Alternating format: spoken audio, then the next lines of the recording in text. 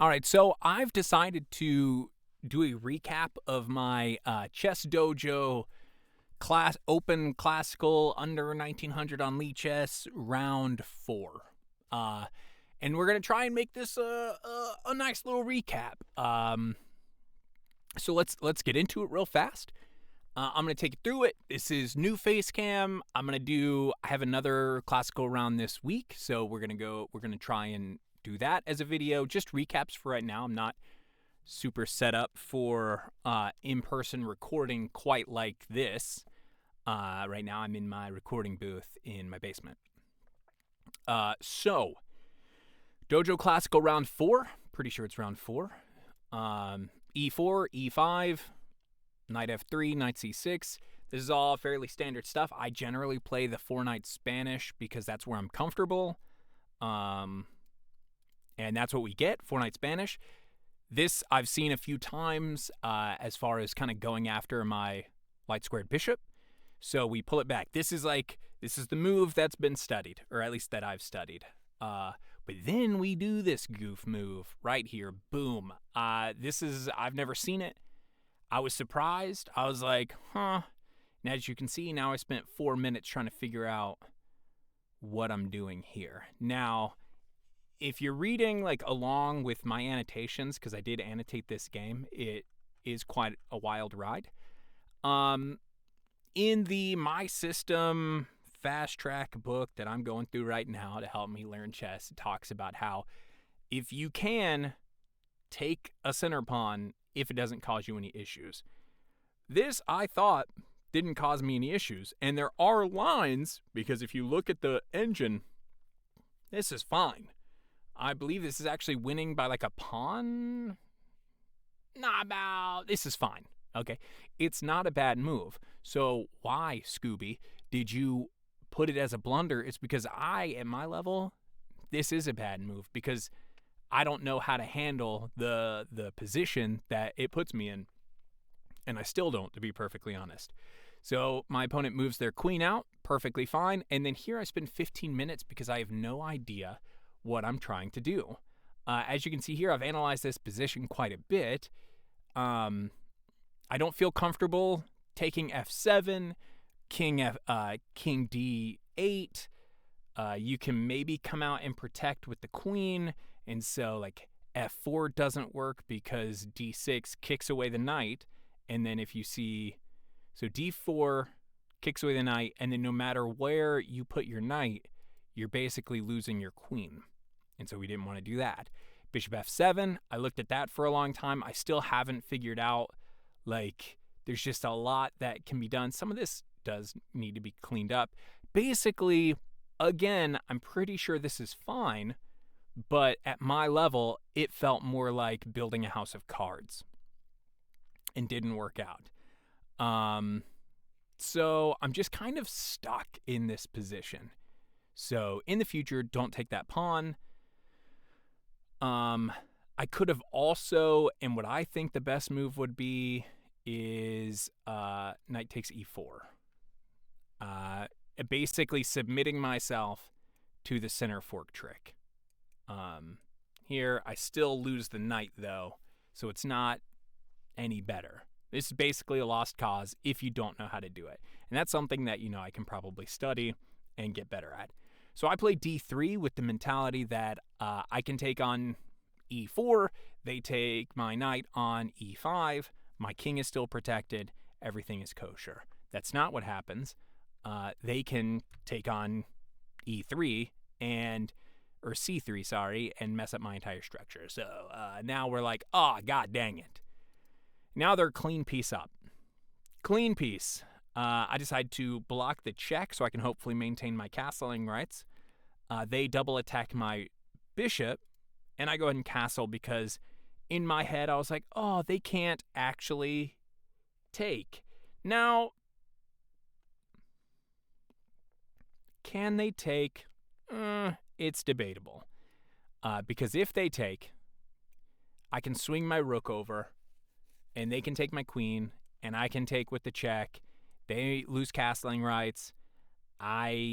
It's still bad, actually. So they can take, probably. They decide to start going after checkmate, which is perfectly fine. I throw f4. Again, I spent 3 minutes here. This is kind of the aggressive mistake that I made. I'm down a piece. I'm trying to play dynamically, and in my head I see, oh, if they take, I can swing my rook over and I win the queen. Cool. Except you can't, because they take with check. Like a goober, I didn't see this. So I hang a bishop. Oh, two clean pieces down. Can't be regained. Awesome. They castle, which is the smart thing to do because now the pin is a big bull and nothing. I want to get my pieces active. Again, I'm down 2 pieces. I want to play dynamically. Statically, I'm not winning. So, and they can sit back here and just play super conservatively. I'm going to keep making threats. So now the idea is kick away this knight and get on this file. Maybe do a second rook lift, try and get on this file. Oop, that didn't do anything. That's the idea. That's not a great idea, though. If we're throwing it out there, this rook is a little goofy. So they decide to start moving their pawns. I move my d pawn to...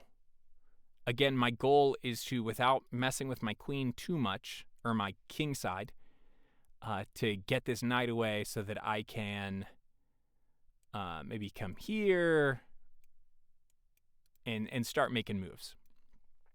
Okay, they push my bishop away. That's kind of where I wanted to go anyway. And then here I decide, if I don't do anything, here takes rook e1 check, or queen e1 check, rook takes e1, rook e1 check, queen, or light square bishop has to defend, and my back rank is super weak, so I didn't want that to happen. So what I thought was I can come here, g4, because I figured they would do this, queen e3, trying for a queen trade. What they wouldn't give for a queen trade, what I wouldn't give for a queen trade, and then a centrally placed knight on an outpost that isn't defended by a pawn, but how are you attacking it on a dark square? I guess with the rook. Whatever. Queen e1 kind of blunders the queen, and I'm out. And I'm only 2 pawns down, queen and a few pieces. They do queen e3, queen g2 discovered, and then we're here. Queen takes f4. They're now 2 pieces and a pawn up. Oh my god, this is so depressing. I believe I was streaming this on Discord, and at this point in the game, I do remember, at this point in the game, I was like, I'm just kind of done. Maybe it was a few moves earlier, but I was like, hey, I'm just going to end the stream because this is like really sad. So I go ahead and take the knight. I'm now only a rook down, and I bring my rook over. They take, I take. Idea being, so I could take here, but then they could take here, or they could force a queen trade, and I don't really want a queen trade, even being a rook down. Actually, if I took here, I was worried about this. But this, they're still up 2 pawns. 3 pawns. Nope. Haha. Okay, doesn't really matter, but we see that the liquidation goes in their favor. So take the queen off the board. They take my bishop off the board. And then here's a decision, right? Do we save our rook, or do we take their rook? And I felt that my queen and a bunch of pawns get their rook off the board. The less pieces they have, the better. And now it's queen versus the world. Let's see. Why did I come here specifically? I think maybe to protect this piece. Oh, yeah, because I'm attacking. You can't take back because I'm going to take your bishop, and then I'm also looking to come down here. This was a good move. There we go. And then a goober move. This is not a great move because it allows them to, after we push everything, to take and defend this diagonal. And then, by the way, part of the reason I pushed up was now I'm looking at their rook. Now, I knew what was going to happen here, okay? I knew it. Let's not pretend that I didn't see that I don't see that my king and queen are on the same diagonal. So as soon as they did this, I was like, yeah, we're going to get our queen off of that diagonal. I went to h4. h4 is not the best. The best would have been e5. You're kind of doing everything. Is the queen overloaded? Absolutely. But the queen's centrally placed and really, really well done. So they decide to put, oh, no. They take. They're now defending mate. Oh, because the reason I went here was to sneak up. Sneak up and sneak in. Sneak up and sneak in. Queen g5, attacking a loose pawn. They defend the loose pawn. I push a pawn because, honestly, I don't really got a lot I know what to do. So they push c4.